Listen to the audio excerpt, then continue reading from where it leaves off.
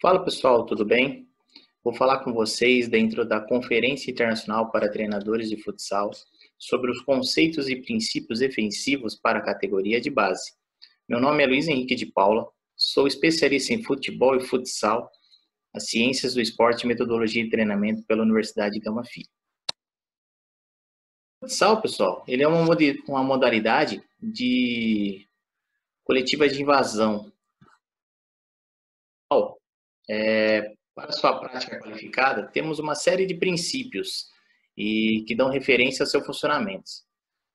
E aqui vou procurar estar explorando com vocês, exatamente dentro desses momentos do jogo, destacando a parte defensiva, que assim como outros momentos do jogo, é de suma importância.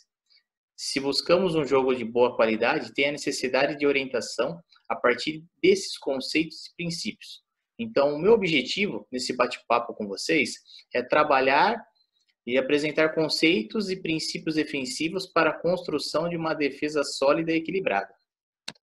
Para iniciar o nosso bate-papo, é interessante que conheçamos o conceito, o significado de conceito. Então, a percepção que alguém possui sobre algo ou alguém, ou seja, uma noção, capacidade intelectual e cognitiva do ser humano, pensamento.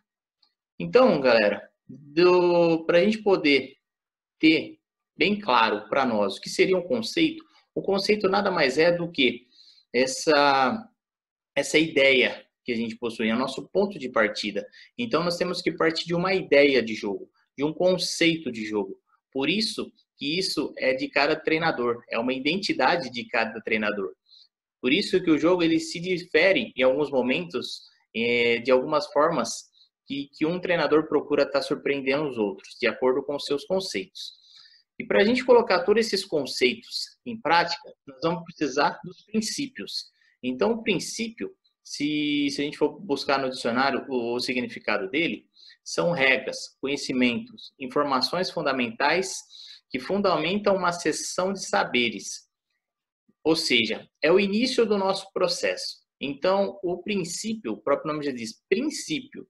Então, vai ser o início daquele processo colocado em prática, ok? Então, ele visa as interações dos atletas, e além dessas interações dos atletas, a gente precisa lembrar que é o seguinte, essas interações, elas ocorrem através do espaço, tempo, bola, companheiro e adversário.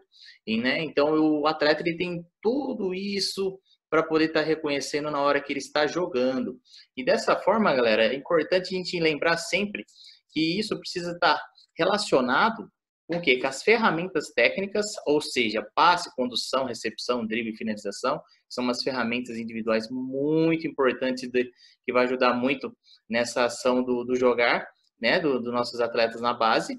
E as táticas. As táticas, elas podem ser individual, grupo ou coletiva, como que eu mostro aqui embaixo para vocês esse material.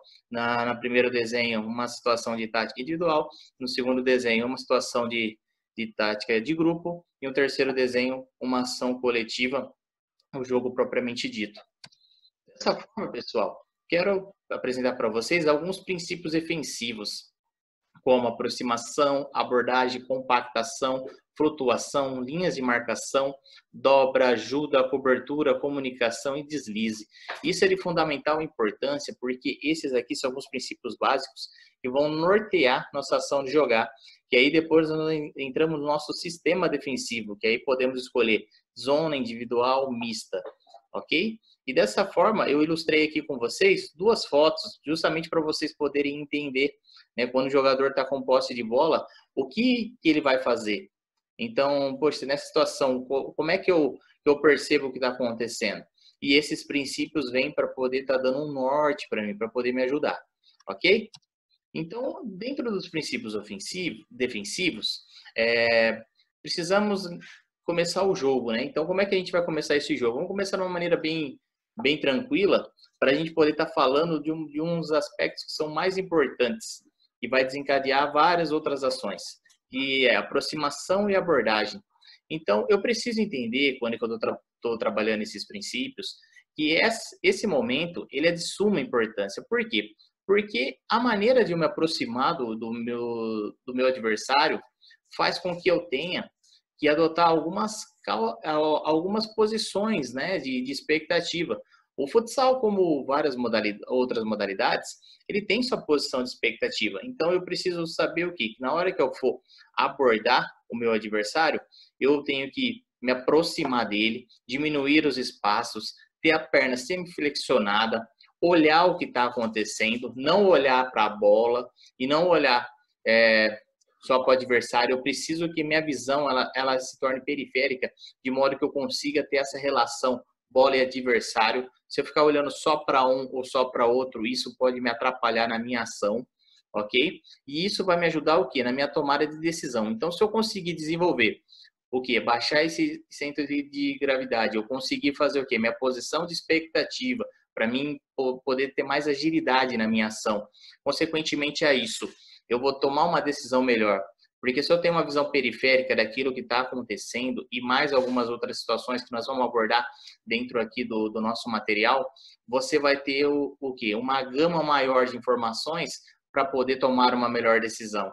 Então, essa aproximação e abordagem ela é de suma importância, pois ela norteiam as demais ações. Se eu for abordar o meu adversário de uma maneira em pé, sem flexionar as pernas, sem ter a posição de expectativa, sem fazer, ele vai me driblar com muita mais facilidade e muitas vezes isso daí vai acarretar série de situações que pode ocasionar um problema, ok? Então aqui fica uma pergunta, né, igual essa figura que eu mostro aqui para vocês. Essa é a tomada de decisão do atleta. O que será que ele vai fazer? Será que é melhor eu atacar ele agora? Será que é melhor eu cercar?